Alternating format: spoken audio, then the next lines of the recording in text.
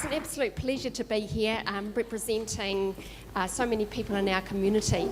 We were stoked to win that award, both those awards, but that was the end of going out and just getting out and doing what comes naturally, just having a feel for what you need to do next in your community. I'll tell you a little bit about how we started out. I'll tell you a little bit about us and what we do, and then most importantly, Savanah here, she's going to tell you about our next inspiring project, which came about through, as part of our project, it came out from underneath that, and all things that are great come out from something small so often. This is a fantastic project. It's called the Kairakau Project, and it's all about food trees. And as I say, it's nice to look back, and we'll share a little bit of our past really briefly with you, but we really, really, really want to share our dreams for the future. Paremoremo, most of you know Paremoremo.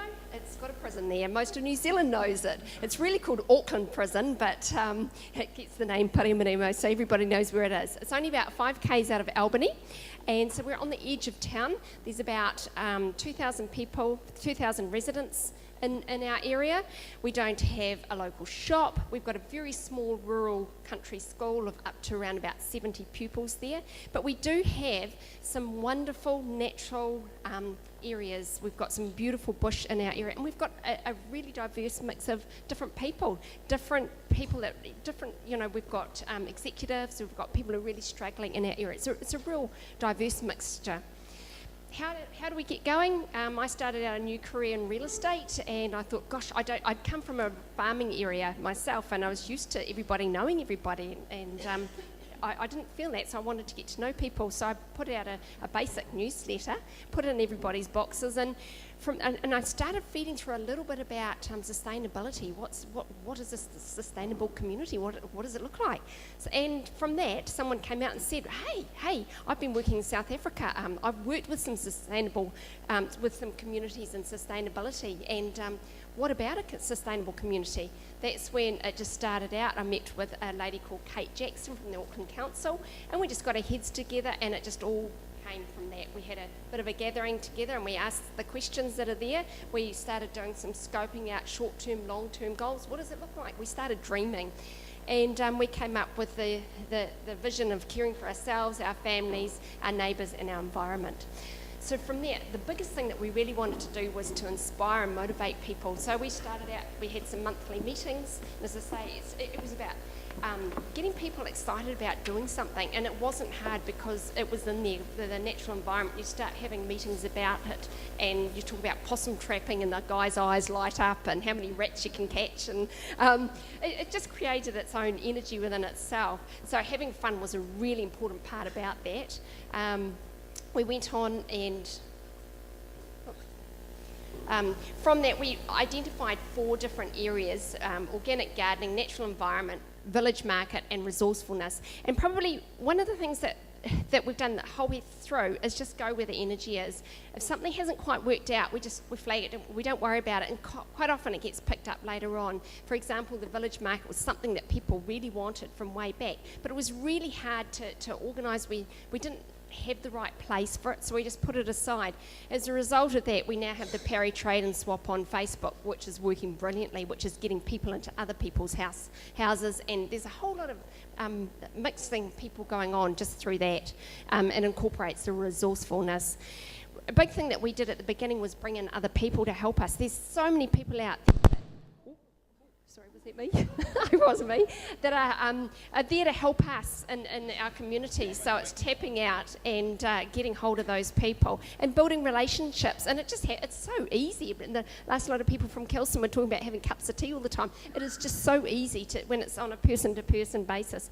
The other thing with it too is that you don't need a whole heap of people to make a difference. We only had 1 or 2 or 3 or 4, not a lot, and it just grows from there.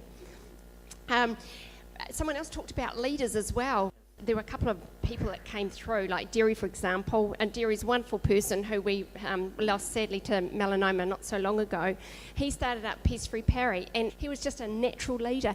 And you'll see Kim there. She just does so much in the community, but she owns it. She puts out the newsletters, the e-news, and everybody's coming on board, and they're doing what they love. They own it. And we just sort of support one another.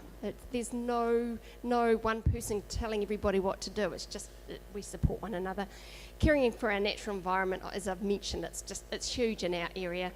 These are some of the projects. I'll flick through them quickly. Some of the projects that have come out of Sustainable Paremoremo, people just have an idea and we support them, and it happens. Savanah here started up the Ridgeview Garden Club with the children at the school, composting and growing their own food. We've had some fantastic things happen there. The Parry Garden Club. Neighbourhood support networks. This is an area that's really, really interesting because it's already a structure that's there that we felt we could tap into and create clusters in our community. So it's like our little neighbourhoods within the community. They've got so many of the tools there. We just took it a little bit further, so we've just got an extra list of who's got human resource skills. Who's a nurse from down the road, and so if there was a disaster or something like that happens, we're really well coordinated. Another one, Youth Employment Parry. That's a woman came out and started connecting young children with older people in the community that needed help. She's just the interface between the two. It's fantastic. Way of getting children to get a CV from local people, not from mum and dad, who they never work as hard for mum and dad as what they do with somebody else. Resourcefulness, that's been an ongoing aspect. We had Create Your Garden of Eden come in initially, how to make your own compost, do your own composting. That set off so many people in our area, got them going. Naturally Smarter Homes, that's one of my own passions. What we do with a lot of these things is feed it through our community newsletter. It's ongoing, little snippets of food. Just because it gets into everybody's households, it keeps things going. History gathering, this forms part of the Kairaka project, looking back so we can go forward. So what's the recipe? Why are we so connected, and what makes us proactive? It's communication.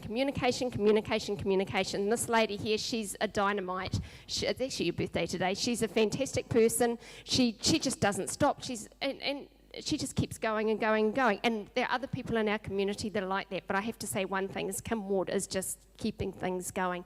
We meet once a month. We were having monthly meetings to inspire the community, but we've got a little group that we just get together once a month and plan what we're going to do. And Jim Dyer's comment that why have a meeting when you can have a party? We just love that. We just use that all the time. So that sort of explains our structure a little bit. Our name, Sustainable Paremoremo, it sort of covers all the different groups that are underneath it, but what's so important is the communication, making everybody feel connected. People who don't even join in, they know what's going on and they feel part of it. So as I said, focusing on the future, where are we going to next? We've got an exciting new future that Savanah's going to come up and share with you. And thank you very much for listening. We're happy to share. Okay, so Kairako is the New Zealand Food Tree Project. It's a mother orchard of fruit and nut-bearing trees and native plantings currently being designed and implemented out in Paremoremo for the purposes of education, protection and heritage, creating a destination place for people to come and visit, forming a living museum. It's representing 4 parts: the New Zealand traditional native and medicinal foods used by Māori, the fruit and nut varieties brought over by the first settlers to New Zealand, edibles developed by the orchard industry of New Zealand, and modern varieties and future innovations. I'll just whip through these. The objections are obviously to educate and inspire so visitors can take home the knowledge to share with their families and eventually share the plant material out of the orchard as well, so grafting back out into the communities. We need to protect our heritage as varieties and old-fashioned basic knowledge are disappearing over time. There's a real disconnect with our food, we've discovered. Children thinking that apples come from plastic bags in the supermarket. Not cool. Another part is the bees, since they've helped us for so long, pollinating 70% of the world's food crops. We need to help the bees through education and in some cases re-education. There's a lot of fear around bees, and there shouldn't be, as they help us so much. So we have a viewing platform for people to view bees working in their hives. So where this is currently being developed through the local board, we've gone to see them for over many presentations since about 2010. Slowly but surely, Rachel said yesterday, ecologically it's such a short time, 3 years, but we're getting there. And this is a 100-acre reserve in Paremoremo. And this area here, the red, is where we're proposing to put the project, which is, we've got the luxury of space out in the country there.